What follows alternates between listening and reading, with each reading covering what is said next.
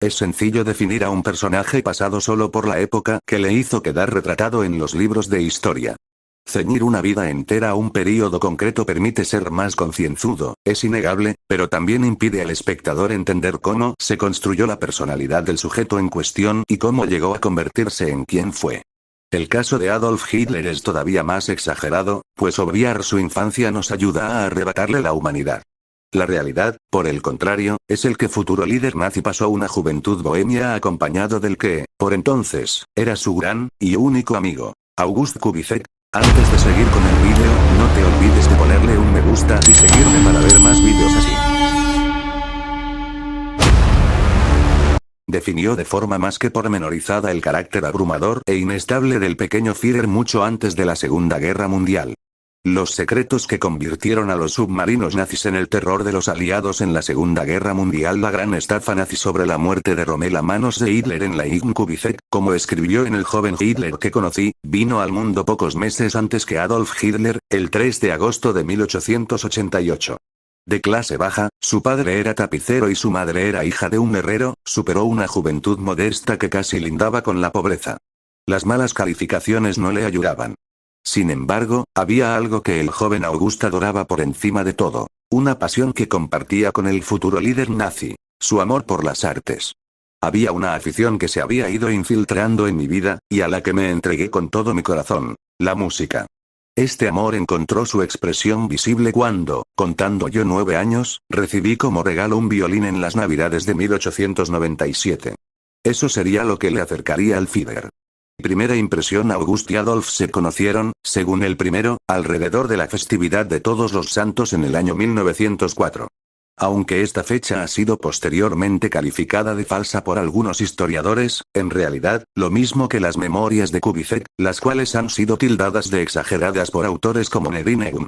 Más allá de estas dudas, el chico dejó escrito que vio por primera vez a su nuevo amigo durante una ópera en Linz, Austria, debido a que ambos competían por la misma localidad, una columna en la zona de paseo en la que se apoyaban. Y no solo porque les permitía ver todo el escenario, sino porque era de las más baratas. Su primera impresión fue halagüeña. Le definió, de hecho, como un joven de buena familia. Y todo ello, a pesar de que ambos eran igual de pobres. Era un joven curiosamente pálido, delgado, de la misma edad aproximadamente que yo, que seguía con ojos resplandecientes la representación. No cabía duda de que era de una casa acomodada, pues iba siempre pulcramente vestido y se mostraba sumamente reservado. En una de las representaciones entramos en conversación en uno de los entreactos. Me sentí asombrado por la segura y rápida comprensión de mi interlocutor. No cabía la menor duda de que me era superior en este aspecto. Por el contrario, él reconocía mi superioridad cuando la conversación se refería a temas meramente musicales. A partir de aquel día nos encontramos a cada representación de ópera. Los vergonzosos secretos del joven Hitler, desvelados por su único amigo a partir de entonces, y durante los 4 años que esta extraña pareja compartió, Kubizek hizo un retrato del joven Adolf. Una instantánea nada halagadora, todo se ha dicho, aunque se esforzó por disimular los datos más sórdidos por miedo a la censura. En el Tercer Reich Crítica, 2019, el doctor en historia Thomas Childers afirma que August fotografió con palabras a un Führer solitario y marginado. Un joven que solo tenía un amigo verdadero, que no sentía interés por las chicas ni el sexo, el cual temía, aunque también le fascinaba, que evitaba siempre el contacto físico y que era reacio a cualquier cosa que tuviera que ver con el cuerpo humano. A cambio, estaba seguro de que sus escasas habilidades le convertirían en una estrella, un artista o un arquitecto de éxito que construiría edificios para el Gran Reich germano. Childers también deja patente las limitaciones de Hitler como estudiante, suspendió incluso alemán, y afirma que, cuando se trasladó a Viena en 1907, vivió una vida bohemia en un minúsculo apartamento lleno de chinches que solo pudo pagar gracias a la pensión que recibía tras el fallecimiento de sus padres, a los cuadros que lograba vender a tiendas de muebles, que los utilizaban como mera decoración por su precio, y a que Kubizek se decidió a vivir con él, y a sufragarle la mitad del alquiler, desde febrero hasta julio de 1908. Allí tomó la costumbre de visitar cafés hasta altas horas de la noche y apenas dormir. Durante este tiempo, además, August desvela en su obra que el joven Adolf era sumamente irascible y que era imposible llevarle la contraria cuando exponía sus opiniones. Retrato robot. En los primeros capítulos de sus memorias, Kubicev trata de acercar al lector la imagen y el carácter de Adolf. Lo primero que destaca de él es que odiaba ser fotografiado, por lo que, en la actualidad, es difícil hallar instantáneas de su juventud. Mi amigo jamás sintió, por lo que yo recuerde, la necesidad de hacerse retratar. Era todo menos presuntuoso. A pesar de que se preocupaba mucho de su persona, no era presumido en el sentido corriente de esta palabra. Incluso me atrevo a decir que ser presumido era demasiado poco para él. Era demasiado inteligente para ello. Desde su perspectiva, eso sí, el futuro líder nazi guardaba gran parecido con su madre. Así le describió a nivel físico. Era de estatura media y esbelto, por aquel entonces ya algo más alto que su madre. Su constitución no era en modo alguno la de un hombre fuerte, sino más bien delgado y frágil. Su salud era peor de lo que hubiese sido de desear y él se lamentaba frecuentemente de ello. Tenía que protegerse ante el clima nebuloso y húmedo de Linz durante los meses de invierno. En resumen, era débil de pulmones. La nariz, muy regular y bien proporcionada. La frente, despejada y libre, ligeramente inclinada hacia atrás. Me sabía mal que, por aquel entonces, tuviera la costumbre de peinar su cabello muy hacia la frente. Pero lo que más llamó la atención a August de Hitler durante los 4 años que compartió con él fue lo comunicativos que eran sus ojos. Resultaba sorprendente cómo podían cambiar de expresión, sobre todo cuando Adolf hablaba. Aunque, para entonces, el Führer contaba ya con una voz grave y sonora, Kubicev siempre pensó que su principal atractivo de cara a las masas era esa mirada. Aun cuando mantenía los labios firmemente apretados, los ojos revelaban lo que quería decir. A la postre, el líder nazi supo aprovechar esta característica y se pasó horas y horas frente al espejo entrenando los gestos y los movimientos de su cara para impresionar, todavía más si cabe, a su público. Aunque para eso todavía faltaban un par de décadas. Joven Hitler. A pesar de la expresividad de sus ojos, a Kubicev también le dejó perplejo su oratoria. Yo le escuchaba gustosamente cuando hablaba. Su lenguaje era muy escogido. Rehusaba el dialecto, sobre todo el vienés, que le era adverso por su tono suave.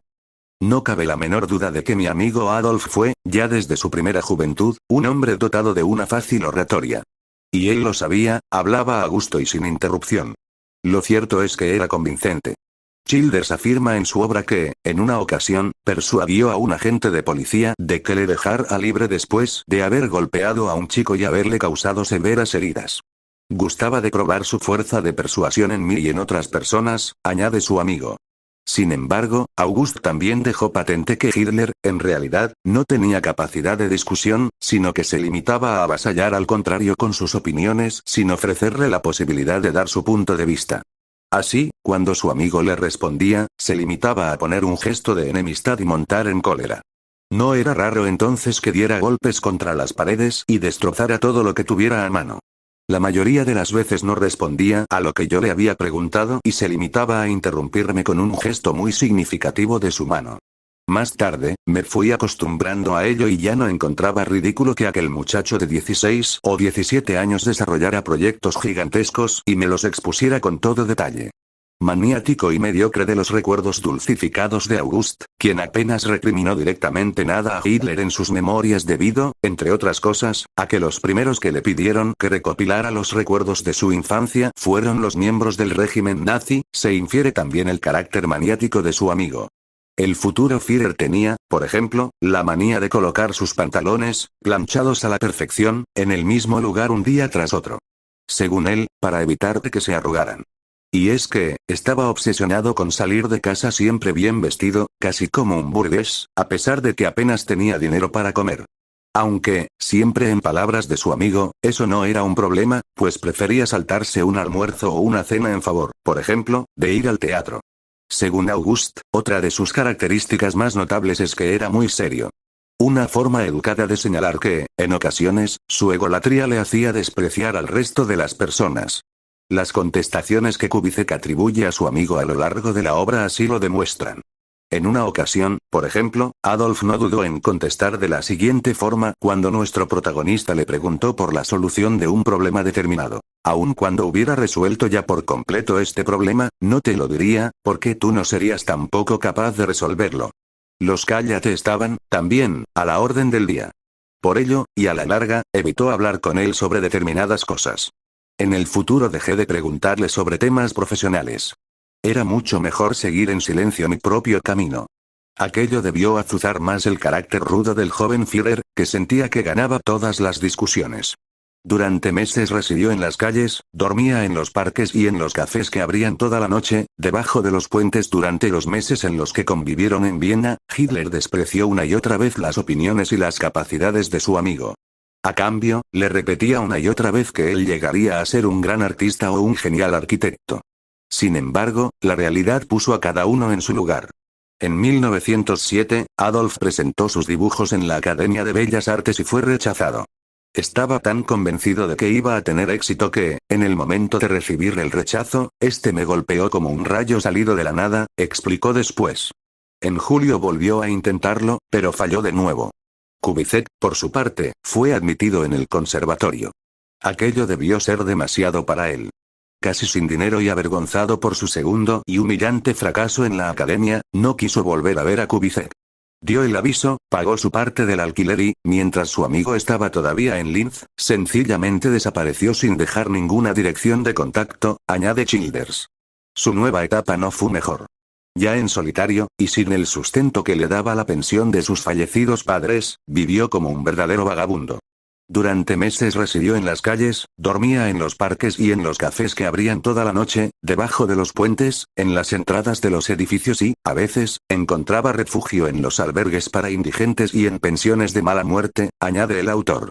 Se alimentaba en comedores de caridad, no tenía abrigo, vestía como un indigente y se veía obligado a pernoctar en iglesias. Solo logró salir de aquella situación en 1910, cuando se estableció en una vivienda comunal sufragada, en parte, por judíos.